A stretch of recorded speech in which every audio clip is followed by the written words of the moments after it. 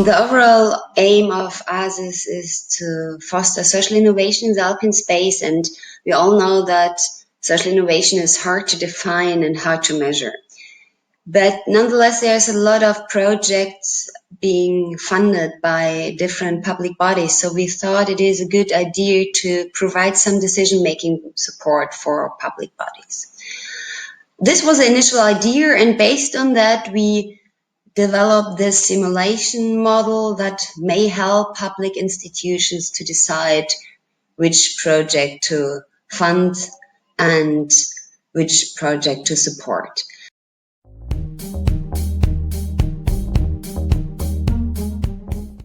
You asked me which data we used. So to decide whether a project will more likely to be successful or not, you need information from the past. So we ask all our partners to provide us with examples for successful social innovation projects. We all know that success is hard to define here, as the projects come from very different areas like environmental issues, social issues. So it took a while to gather all the data, and in the end, we ended up with a very large database of projects that are successful in terms of their milestones were reached, and of course their impact on the society in terms of increasing target groups, increasing diversity of target groups, but also the stakeholders involved. So this is the data we gathered, and from that data we draw the information to run several regression models on which factors drive social innovation or which factors make social innovation as the outcome of a project more likely. So in the back you can see the software model, and I won't go through that more deeply now, but you see there is some information that we requested from our partners, like the sector, like the level of the program, like the target group size, the academic education, and so on. So these are the factors that from our research are most important for a project being successful in the end in terms of delivering social innovation.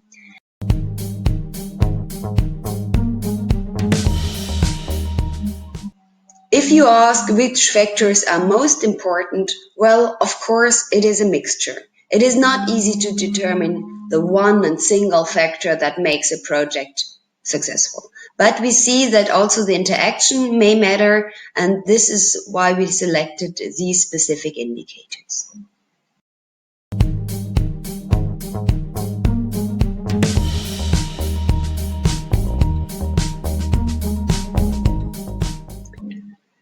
Now you ask, why are these factors critical? And this is surely most difficult to answer. Why are specific factors important?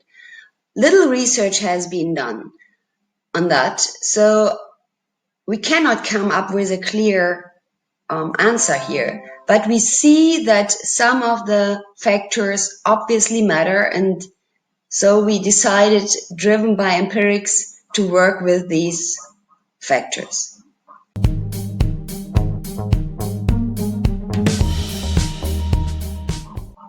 To use that model, you need only very limited information. All that information that you would need to fill in that form and to run the model comes from a project proposal or from a business plan.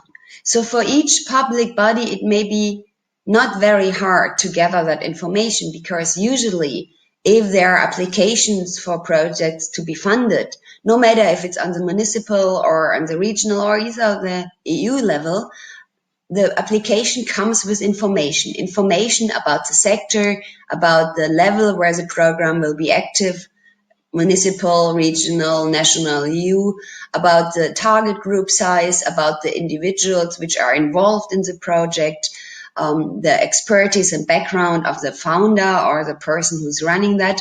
So all that information should be very easily accessible for public bodies.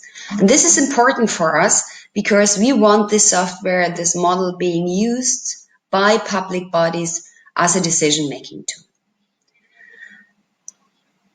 This brings me to the next point. Of course, a model like that can only act as a decision-making support.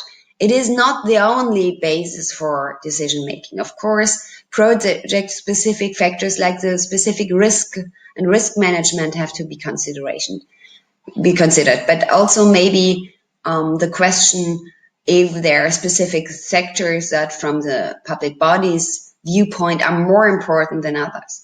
But as it stands now, this model can be used for decision-making support, and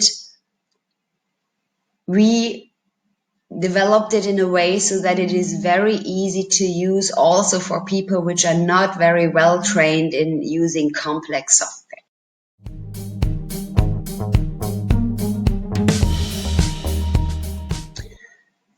The model comes with a handbook and a very specific training video how to fill in and how to interpret results.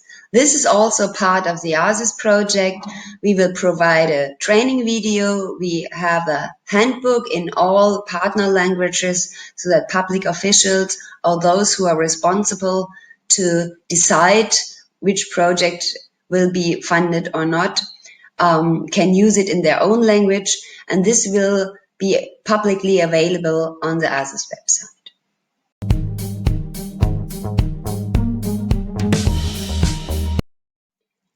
The same applies to the overall model. The good news is it can be used for free, and there are two ways to use it. Either you can use it directly in the internet, it's accessible on the ASIS website, or you can request a zip file and implement the software in your own intranet, so you can use it without any restriction of being online.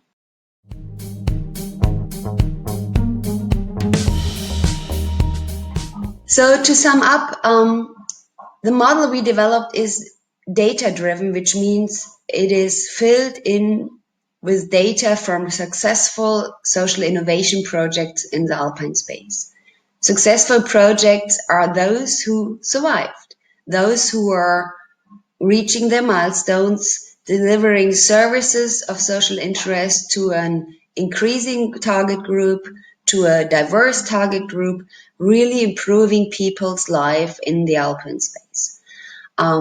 This data-driven model was changed and implemented in a software, and this software provides you with the most important factors that are responsible for making the likelihood higher that a project will succeed in the end. So it provides a decision-making tool for public institutions, public bodies at each level, and together with other factors like risk management plans, this may help the public officials to decide if a specific application, a specific project proposal should be picked and funded or not.